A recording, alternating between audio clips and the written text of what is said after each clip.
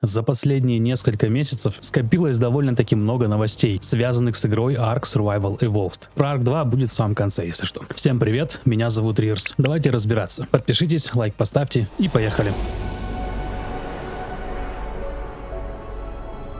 Хочу сказать спасибо спонсорам с Boosty. Ваша поддержка меня очень радует. Вы молодцы. А особо отличился в этом месяце Matrix. Ему отдельное спасибо. Если тоже хочешь попасть в этот список, то проходи по ссылке в описании. За спонсорство много всего интересного. Ark Survival Evolved не просто лишь выживалка. Это полноценная франшиза с несколькими играми, экранизацией, мерчем и спин-оффами. Ставь листозавра, если хочешь отдельное видео про франшизу. Так вот, проектов много, и некоторые из них обновляются. Начнем с базы. Основы основ Ark.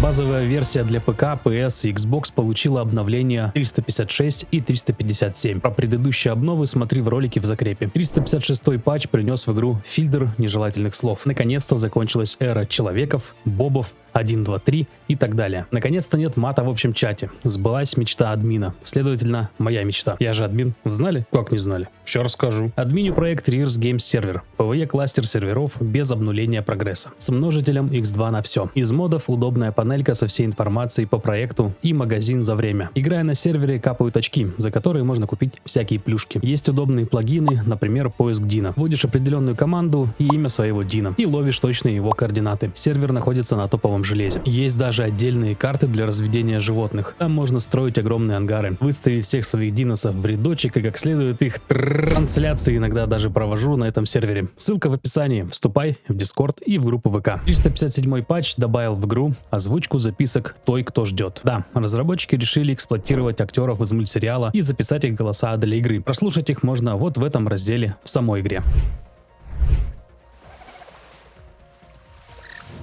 This city has been empty for so long, far longer than it was full. А еще эти же самые разработчики всерьез задумаются о переносе первой части Ark на движок Unreal 5 с Unreal 4. Вот этим постом в Твиттере они намекают. А вот так примерно это будет выглядеть. Если что, это Боб из мультсериала. Его Карл Урбан озвучивает. А вот оригинальный рисунок. По запросу Ark Unreal 5 можно найти вот этот YouTube канал. Автор делает фанатский ремастер. Переносит классический Ark на движок Unreal 5. И выглядит это непривычно. Ощущение примерно как от смены интерфейса в 16-17 годах. Я помню свои эмоции, как поначалу плевался от него, но в итоге понял фишку и привык. Кто помнит вообще классический интерфейс Арка? Плюсаните там в комментах. Походка персонажа получилась мое почтение. Как в GTA 4. С Романом пойти в бар нажраться. Это в постели как раз то, что надо. Физика отрабатывает по полной. А если серьезно, то особой разницы-то и нет. Визуально почти все то же самое. Но сам движок позволит дальше развивать игру, так сказать, с кайфом. Unreal 5 очень гибкий и прост в освоении. Говорят, что оптимизация в нем хорошая, и может эта дура под названием Ark перестанет лагать. Какая-то мистика, по-моему. Я бы поиграл в обновленную версию, если классическая останется все так же доступна, или будет переключение графики в настройках, если такое вообще возможно. Как только случится апдейт, то все моды автоматически слетят. Придется подождать пару недель, чтобы мододелы склепали актуальные версии. И если переход на новый движок вообще случится, то мне кажется только после выхода Ark 2. Сейчас брошены на него все силы. Да и вообще не факт, что Wildcard решится на перенос движка для классического Арка. Перенос — это хорошо, но что может быть лучше, чем новые Дина? Да ничего. Это всегда праздник для игрока. Что-то новенькое, тепленькое. Освежу память. Последняя добавленная Дина — это Кархарадонтозавр. Аналог Гиги относится к тому же классу, но со своими фишками. Обзорный стрим на него в верхнем правом углу. Дина выбрали при помощи голосования. Игроки на форуме Ark предлагали своих существ, прописывали им характеристики, способы приручения, размеры и так далее. Выпускали тему на всеобщее обозрение. Игроки затем смотрели, лайкали тех, кто понравился, а из этого списка составляли уже финальное голосование. И в итоге голосовали за животное, которое добавят. Амаргозавр, Динопитек, Синомакропс, они все были добавлены голосованием. Ну и вот недавно было точно такое же голосование, и на нем победила Рениагната, вымерший род членистоногих, спорного происхождения. Многие считают его древнейшим из известных насекомых. Она жила за 35 миллионов лет до появления первых земноводных. В реальности это маленькое насекомое размером где-то 2 сантиметра. Но в игре предлагают сделать из него гигантскую хренотень размером с Рекса. Дальше я пишу, что предлагает автор, а вот будет ли это в игре, зависит от разработчиков уже. Это ездовое, летающее насекомое, способное переносить большие веса. Она может хватать сразу несколько динозавров, что делает ее универсальным средством для фарма ресурсов. После Страйдера, конечно же. Она способна плавать под водой и хватать животных там. Самое главное, что у нее седло будет в виде чоппера. Что вообще происходит? Седло в виде байка. Хоть бы разработчики эту фишку оставили. Ссылку на карточки с ее способностями прикреплю в комментариях и описании. Там все, к сожалению, на английском. А еще разработчики обещали поделиться в марте дорожной картой с дальнейшими планами развития всей франшизы Ark. Сделаю про нее ролик, как она появится в сети.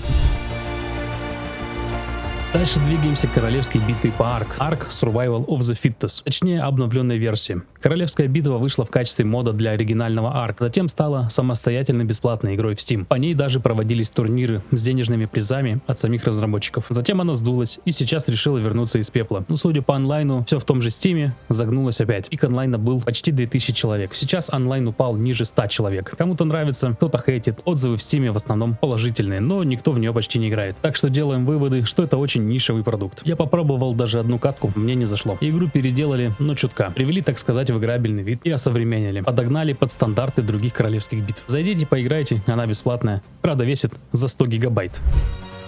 Наконец-то вышел трейлер мультсериала Ark. Там нам показали немного повестки. Куда ж без нее. Будем надеяться, что весь мультсериал не состоит из небинарных персон. А так, в общем и целом, трейлер интригующий. Сюжет в Арке достаточно масштабный и завлекающий. Естественно, сюжет мультсериала и игры будут различаться, чтобы даже знатокам лора было интересно смотреть. Как минимум введут пачку персонажей, которые не фигурировали в игре. В самой игре сюжет подается через записки. Показали динозавров, знакомые места, героев, как старых, так и новых. Даже есть классический персонаж Арк Боб. Показали начало рейда, полет вдвоем на одном птере и многое другое. Дата выхода 23 год. Как я понял, контракт с Netflix сорвался, и теперь Wildcard ищет площадку, на которой можно выпустить свое творение. И держите два новых кадра из сериала. На одном Мэй Инь в боевой позе с копьем. Актриса, что ее озвучивала, получила Оскар за главную роль в фильме «Все везде и сразу». Фильм любителям мультивселенной зайдет. Актрису зовут Мишель Йео. На втором кадре Хелена и Мэй Инь возле босса-паучихи. Ох, что же будет в этом сериале.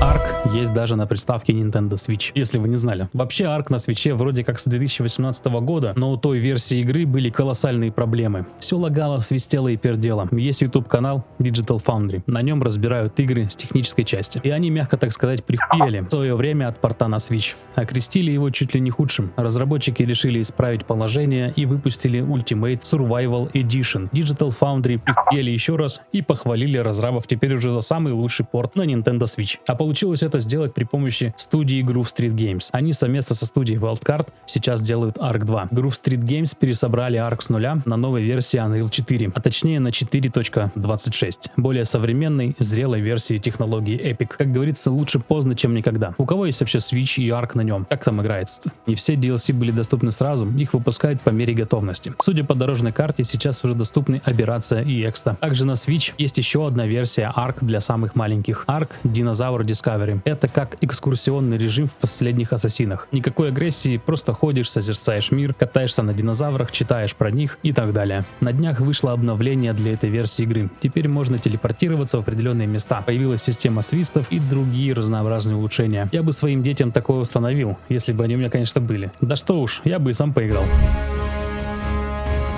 И вот мы добрались до самого сладенького. Свежая информация по Ark 2. С момента последнего ролика хоть с какой-то информацией уже прошло почти 2 месяца. Напоминаю, что разработчики обещали показать геймплей, но кормят нас концепт-артами динозавров и оружия. Показали стегозавра, брахиозавра и карнотавра. Показали концепт-арт создания оружия, как можно менять внешний вид и так далее. Я рассказывал про эту систему в отдельном ролике по Ark 2. В верхнем правом углу смотреть. Карна, как говорится, выглядит шикарно. Более брутально и агрессивно. Да вообще все эти версии динозавров, по крайней мере на концептах, все более брутальные и агрессивные. А еще есть один деятель на ютубе, который запилил свой Ark 2 и показал. Он накачал бесплатных ассетов из библиотеки Unreal 5. Какой-то лес, какую-то индейскую женщину с луком, динозавра, и вот что получилось. Примерно так может выглядеть Ark 2. Лесок прям шикарный. Кстати, подпишись, особенно если смотришь на Дзене. И лайк поставь. На сегодня все.